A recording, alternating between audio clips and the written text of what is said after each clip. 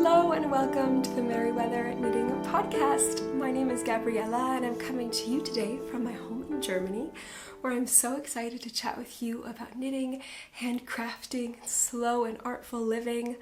I have a couple of knitting projects to share with you as well as some sewing plans, so I hope that you'll get cozy, get comfortable and join me. It's very warm here where I am in Germany right now. Last episode I shared that it's been a very mild summer, really wonderful and cool, and now the temperature has turned and we have a couple of weeks of heat. So it's about 30 degrees Celsius, I think a little bit over 80 degrees Fahrenheit, maybe like 82 or something. So I know for many that's not even considered that hot, but for me, my tolerance and our tolerance, it's pretty warm. So I've got a nice giant iced tea. This is like a cold brew tea. It's just like a tea bag you put in cold water, which I love. I think it's so fun. It's watermelon lime. So I'm going to be sipping on this our whole conversation. I hope that you have something delicious, something cool if you're in a warm place, and something warm if you're in a cool place. I'm just going to share with you right away what I've been working on. It's the same projects, the same two projects that I shared last episode, knitting-wise, but I have some other things to share with you, some plans, sewing plans, and also little knitting project plans. So, yeah, hopefully I remember to put chapters in this video. Sometimes I forget, and if I remember, then you can click through and find the spots in the video where I talk about different projects. So the first project I have is my right now main project, my main love right now knitting wise. That's my folk rug. It's the rug sweater, and I call it the folk rug because it's heavily inspired by another Ravelry project, another rug sweater that was knit, and it's a Ravelry project page, and that user had modified the yoke colorwork to make it more floral and folky, and so they called it the folk rug, and I just love it, and that's what I've been calling mine in my mind ever since. So I have it here. As you can tell, last time I think I left off, I had just started knitting the body. I finished the body, finished the bottom cuff here, the bottom hem, and I'm so pleased with how it's turning out. I just love this project so much. I feel like now you can really see the colorwork in its full glory. The beautiful floral patterns. I really am so happy with how it turned out, and I love the way that the charts look, that they just look, because I kind of made them up as I went on some graph paper, just taking the number of stitches or squares in the charts that were given in the pattern and kind of just filling them in with my own little designs, and it turned out wonderfully. It turned out so well. I really like how it turned out, and yeah, there it is. It's gonna be such a cozy sweater for the autumn and the winter time. Right now it's of course not the time. It was so warm last night, but I wanted to finish the hem and finish the body before I shared it with you, so I sat with it kind of to the side instead of having it on my lap and just cast off. And I always love casting off. I think it's so satisfying. It's so much fun to watch that hem kind of just close up and watch that piece of knitting come to life off of the needles. It's such a fun moment in the knitting process, I feel. So I really enjoyed it, and it took me quite a while. Of course, casting off usually takes a little while, but it took me a good 45 minutes, I feel like, to cast off this edge. But I was also not particularly rushed. As you can see, I did a different hem than the pattern calls for. The pattern has a rolled hem and a rolled neckline and rolled, all the hems are just rolled stockinette. And I don't really like that look for me. It's just not my vibe. So I decided to do something else. And for the collar, I've talked about this previously too, I did a kind of checkered purl knit, purl two, purl two, purl two, knit two, purl two, knit two, and then for 2 rows, the next 2 rows were knit two, purl two, knit two, purl two. So it's like ribbing broken up every 2 rows, sort of, 3, 4, you know what, I hope it makes sense what I'm trying to say. I'll just show you. It's kind of a checkered pattern, and it looks okay, but I just feel like it's a little bulky at the top, and because the sweater is already so bulky and big and oversized, I don't want the extra bulk at the top collar. I think it's a little unbalanced. So that's going to change, but yeah, for the hem, I decided to do a 3x2 rib, so 3 knit stitches, 2 purls. And I'm so happy with how this looks. I love it. I think it looks so nice and cohesive with the design, because for me, this design is really a very oversized design. I think everything about it is kind of big in a theatrical almost kind of way, with this chunky yarn, these giant motifs, these giant colorwork motifs, and just this oversized sweater. So I wanted something that would kind of flow with that, and I think this rib looks really good with it. It's kind of like, you know, it looks like an overly large rib. It looks kind of like a little dramatic in a certain way, I think. I don't know if you agree or if that makes sense, but I just like it. I feel like it flows really well. I also really wanted the hem to be straight and not to bunch in at all, which is actually why I started the pattern off with doing the collar, this checkered pattern, because I wanted it to lay flat. I didn't want it to bunch in. I do like that about the rolled hem and the rolled edges, that they kind of keep it flat. They don't bunch it in at all, like how a ribbing might do a bit. And so that was my goal here, which didn't work out, obviously. But I had a different solution for the hem, and that was that one row before starting the ribbing, I I increased about 12% of the stitches that I had on the needles evenly across the row. I did some research, read on some forums. I mean, like, it's so incredible to me every time I have a knitting question or I don't know, you know, if something's possible or what to do.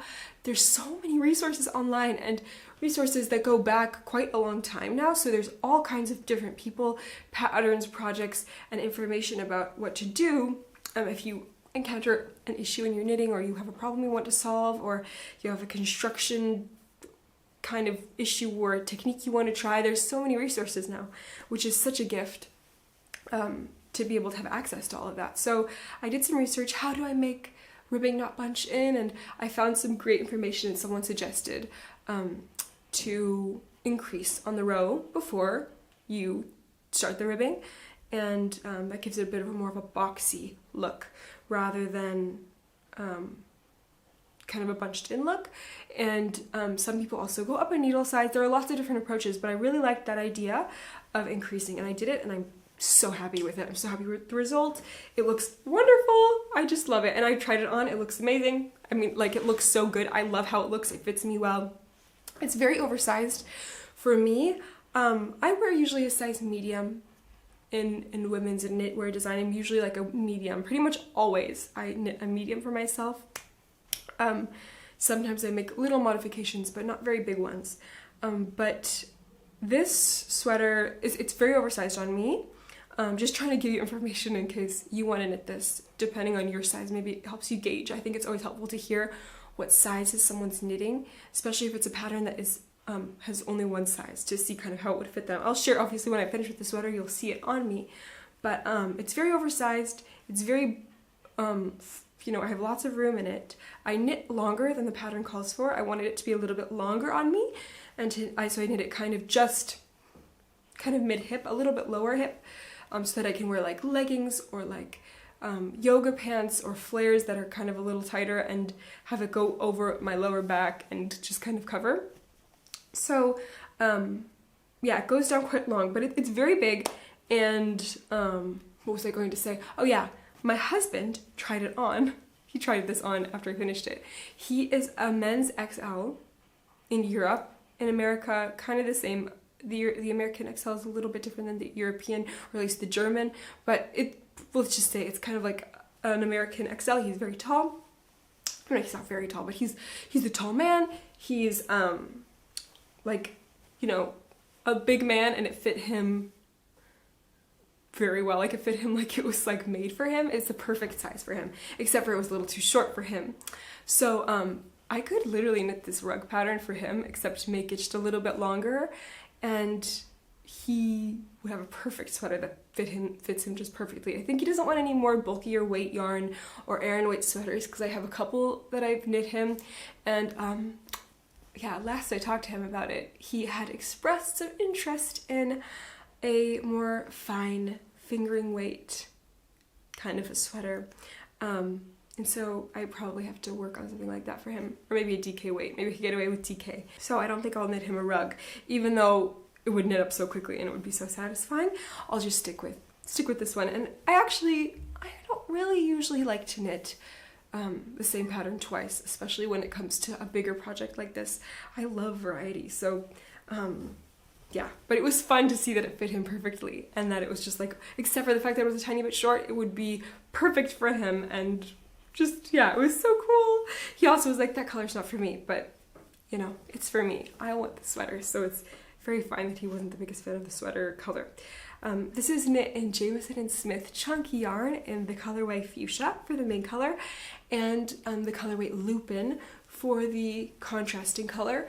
And I love this yarn. It's been such a joy to knit with. I'm really just so pleased with how this is turning out. But the solution for this neckline is coming up. So I had mentioned that I would maybe roll in the collar simply and just sew it. I had talked about that. I wasn't sure what to do. I didn't even think of the option of ripping that out and sewing a new collar. In some part of my brain, I probably knew that that is possible, but it seemed so mysterious and so like surgical and difficult that I didn't even consider it. Well, my friend Alexandra left a comment suggesting that very thing, that I could just pick up the stitches and rip out the collar and knit a new one.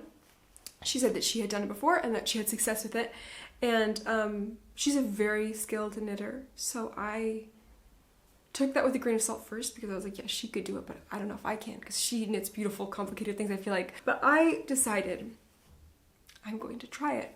I haven't done it obviously yet, so I can't make such a big deal out of it until I've done it, but I did some research, found some tutorials, and found an amazing tutorial for picking up stitches and knitting on the cast on edge rather than the cast off edge, because, you know, obviously the cast off edge we can just rip back and go, or even like pick up stitches midway through, rip back to that point. That's something I feel comfortable with and confident with, but in the other direction, it just, mentally visualizing it seems so difficult. And yeah, it just seems so like, okay, but how? And I don't know, how's it gonna work? Where am I gonna pick up the stitches? But watching this video was so helpful. The visual helped me so much understand, okay, it works. And I'm pretty sure that once I start doing it, I feel like I'm a pretty tactical learner. So once I just do it, it's gonna be intuitive and it's gonna happen, and then I'll have a perfect collar that matches the hem. I think I'll do the 3x2 ribbing for the collar too. I might not do the whole 6 rows. It's 6 rows. I did 7 rows for the hem, but the pattern calls for 6 rows for the rolled collar. I maybe will do like 4, maybe 5, I don't know. We'll just see how it looks. But I'm so excited about this. So I'm really intimidated but really excited about the chance to rescue this collar, which I'm not very happy with. And so we'll see how far. If I do it, I'm sure I will have it by next episode at least, and maybe I'll even finish the sleeves in the next 2 weeks. It depends on how hot it is. If it gets any warmer, I don't know if I can work on this sweater, but as it is in the evenings, I can still manage it if I kind of hold it to the side. But yeah, anyway, that's my rug sweater. My first project, which has just been so much fun. The next project I'm going to share with you is a little update on my socks. I am working on these socks for my father-in-law. Here's the first one I showed last week. These are very, very old socks. These were second sock syndrome candidates for sure. It's been like maybe 2 years, a year and a half since I started these. All right, so I finished the first one. And the second one here is coming along. I think I'm probably about halfway done with the foot as far as the length goes. Let's see. I'm just using this sock as my measurement tool to measure how far I have to go. You see, I don't actually have so much left. It's like maybe more than halfway, almost. I don't know, you can really tell. Can't really tell, but I am running out of this yarn. I have only a tiny, tiny bit left. My goal for the day is to finish this yarn up. That's definitely going to be accomplished. But after that, I have to switch to some scrap yarn, which I also did for this toe.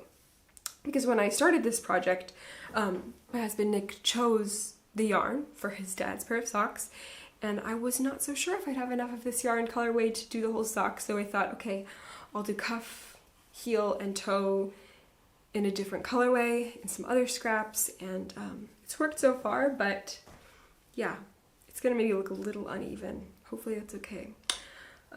It is what it is. They're gonna be very warm and cozy socks though, so that's what matters. And yeah, there's not much more to say about that except for the fact that I'm so excited to have them done, because it's just gonna feel so nice to have them ready for him. My father-in-law's birthday is in September, and so I can give them to him for his birthday, which will be really special. I also have some plans after I finish those socks, and I keep every day thinking I'm just gonna kind of cast on a tiny project in addition to those, but I want to get through them so bad that I just pick them up and just keep knitting on them, because the faster I have them off the needles, the sooner I'll have free space in my mind for the next little projects. And the next projects I have with sock yarn are going to be very small, very cute little projects, and they will be some socks as well for my little girls, for Esmeralda and Vivian. Esmeralda fell in love with some yarn that I have, which are really special little mini skeins. I shared a couple of episodes ago that I got in the States from my friend Phoenix of Crafted by the Fates. Crafted by the Fates is her shop on Etsy, and she is a lovely hand dyer, and she's also test knitting my Moon River sock pattern right now, which, by the way, we're right in the middle of my test knit, or the test knit for my Moon River sock pattern, which is my very first sock pattern that I've ever designed.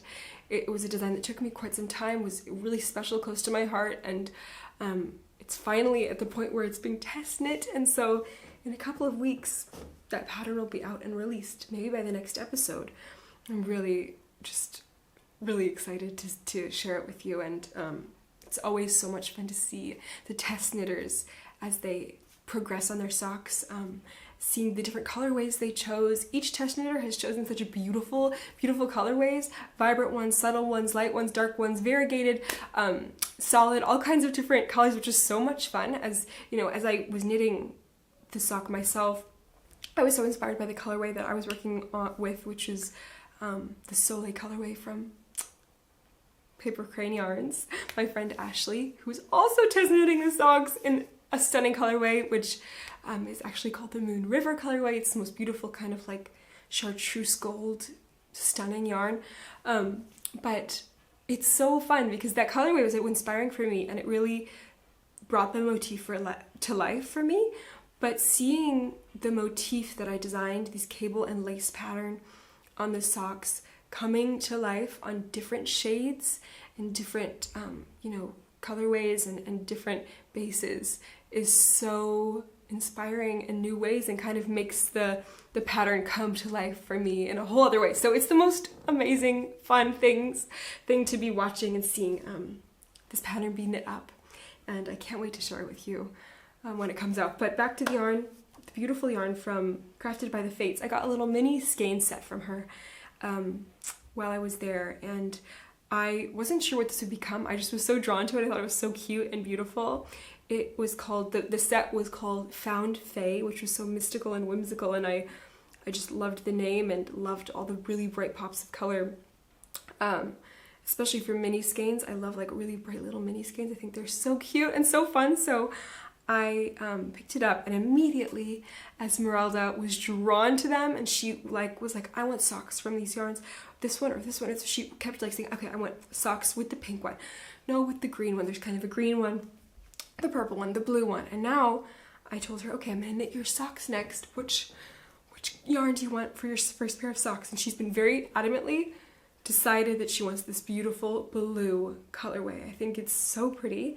I've already wound it up into a little ball, which Vivian has gotten a hold of, so it's a little bit not looking as beautiful as it once did, but it is a beautiful blue colorway with different shades, darker shades, just very tonal and lovely. And I think Esmeralda's gonna love these socks so much. They're just so beautiful. So I'm so excited about this. This is my next little project, and that's gonna be so quick, such a quick knit. Gonna be so fun after knitting these men's socks. I think I have 72 stitches on these socks and a smaller needle size, and it's just taking a long time. I mean, it's really not that bad, but compared to that project, these are going to be so quick. And so I'm really excited about them. I kind of thought that's another reason why I wanted to knit some children's socks as my next project, because just because like I think it keeps my motivation a lot if I have, after a longer project that was a bit tedious, that kind of was, you know, dragged out a little longer than maybe necessary, or that kind of took some time. I feel like having a quick project that's very satisfying, that I'm really excited about, kind of just stokes the fire a bit before I move on to another bigger, longer, or, you know, maybe a pattern sock like with a motif or something, or a texture, or something that's not just stockinette, or even stockinette socks that are just regular adult socks. Yeah, I don't know, I definitely like to have socks. I've liked to have socks that were stockinette for just taking along with me. I talked about that last episode too, that it's so wonderful to just have a project, a mindless project that's super portable. And so I love that about the socks, and I want to continue that. But on the other hand, I do get bored of stockinette right now pretty quickly. So yeah, but this will be the perfect little solution to that, because they're so quick, so easy, and in such fun colors. So I'm going to knit this one first, and then she chose these two socks. She's going to decide which one, or these two colorways, she's going to decide which one should be for Vivian, and then which one's going to be for her, because she took these two out. There are two other colorways too, but she really loved these two as well, so we'll see. But that's all I have knitting-wise for you today. Now the next thing I want to talk to you about is my sewing project, the sewing plans I have. Oh, I have had this fabric in my stash. It's probably the only fabric I have in my fabric stash. I think this is the only fabric I have which has not been used for something else that isn't scraps. I've had this for about a year and a half now, at least, I think. And I had plans for this originally. I'll show you the fabric first. It's this beautiful floral fabric. It's a linen viscose blend. It's really lovely. It's really, like, I think it's a beautiful drape. It's stunning, stunning, stunning fabric. But yeah, I've had this in my stash for a long time. Yeah, since I kind of went through this sewing frenzy in 2022, and I sewed a lot of dresses. I made a lot of dresses while I was pregnant. And I had plans for this. I wanted to make a milkmaid dress with this fabric. And yeah, I had this pattern which I had bought, and I made that pattern up in some other fabric, some gingham fabric, which I've mentioned before. And I actually, yeah, I made the pattern up, and it was okay. I wore it yesterday, actually, that dress, because it was so hot. It was a perfect, like, day dress for being at home, but it's just not the kind of dress I can wear or want to wear on a daily basis out in public. It's, like, beautiful. It has a low back, and like ties in the back, like it ties in the back with like the strap, and but the sleeves, it's like kind of like little sleeves like this too, are way over here under the armpit, and they kind of fall off, but it makes it really tough because it's just really impractical for me. And it's a beautiful pattern, but like as far as it looks beautiful, but it's just, yeah, I don't get the most wear out of that dress, and I'm probably going to rework that dress into something else in the future that I'll get more wear out of. But because I wasn't the biggest fan of the pattern, it didn't work for me that well, I decided I'm not going to make this fabric up in that pattern, and I'm going to wait for something else to come along for this project. I thought maybe I would try to make a milkmaid dress of a different sort, kind of just improvise it. I don't have that much experience with things like that. I'm really a novice sewist. I'm not, I'm not a really experienced seamstress, but I've been watching a lot of YouTube videos on dressmaking and sewing, and I have kind of have a couple of ideas. I think I'm going to make a simple dress out of this without a pattern, using another dress that I have that I really enjoy wearing. And I can't decide if I want to make a dress like the one I have already, or if I want to try to make a pair of overalls with this fabric. I really, really, really have been wanting a pair of overalls, like linen overalls, kind of just like oversized overalls to wear every day while I'm just doing my thing, living life. for being at home, homemaking, going on walks, going into the forest, foraging, things like that. I want a pair of like really practical linen overalls. And I've been looking for patterns and I haven't found anything that's exactly what I want, but I think it's pretty doable. I saw this amazing video by this really cute YouTuber, I will try to link it here, who she made this really fun pair of overalls just from beginning to end, and she really inspired me. It seems so doable the way she did it, and she's obviously, from watching that video, very experienced, definitely a seasoned seamstress. But I was so inspired, I thought, maybe I could try that too. So these are going to become either overalls or a dress. I was convinced that in my mind as I watched this video, I'm going to make an overalls with that fabric. It's like this linen blend, but then upon closer looking at it, it is so nice. It's got a really beautiful drape. It's not very like, the hand isn't very like rough and sturdy and stable like how some linens are, or canvas or something. And so I'm not so sure if I really want to make this into a pair of overalls, because maybe it's just more suited for a dress because the drape is so nice. And yeah, so I'm not quite decided, but I think I'm going to probably just cut into it tomorrow or today and just start, probably just make a decision and do it. I think I have enough even maybe for 2 things, so we'll see. It could be that I get both out of this, probably not, but there's a possibility. After thinking about the dress thing, I also realized that this fabric color, this like it's beautiful and stunning, but it definitely is not my perfect match as far as like what complements my complexion. If you can see, it's very muted. I think I look a little bit better in more rich, deep tones or brighter colors, more saturated colors. And this is like nice and muted. I think it would look good on someone who looks good in a bit more like muted tones or subtle shades. My daughter Esmeralda, this would suit her so well. This would look so beautiful on her. So if there's some leftovers, maybe there could be something for her in this too. But yeah, I don't know. I do want a pair of something out of this. So that's also what made me think about this fabric for the overalls, because I feel like with overalls I can put like a t-shirt underneath, or a long sleeve shirt or a turtleneck or a sweater when it's really cool. I'm cold out. It would just be a fun floral layer. But yeah, I'm not 100% sure, but I'm going to start, because I really want a pair of something or a dress, and I have everything for it. It's like such a treat if you already have everything there to make yourself something like a garment, because it's just like, I don't know, it's like instant satisfaction without having to like leave your home. So this is what I'm really excited about right now, project-wise. I can't wait to show you the results, and I do also want to get it done quickly because it is so hot right now. It's a perfect time to sew. I love sewing when it's warm, and the weather's going to turn at some point. I mean, we're past the halfway mark here in August, and often I feel like September is still warm here in Germany, but it's going to turn, and there's not much time left, so I've got to use the time we have to get some wear out of this, whatever it is going to be, this dress or this pair of overalls. I have been feeling like here, it still seems like the peak of summer right now. I think because summer holidays just started at the beginning of the month, beginning of August where we live, and so it feels just like the heat of summer, the high summer right now.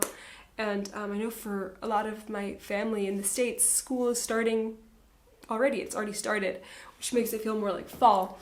It's so funny because, I feel like I see online this like kind of thing of, oh yeah, back to school, it's fall time is coming.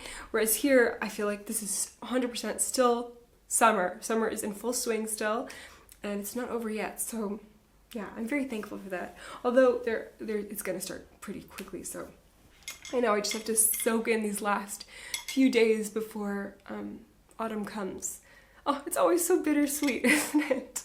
But other than that, that's all the hand making I want to share with you this week.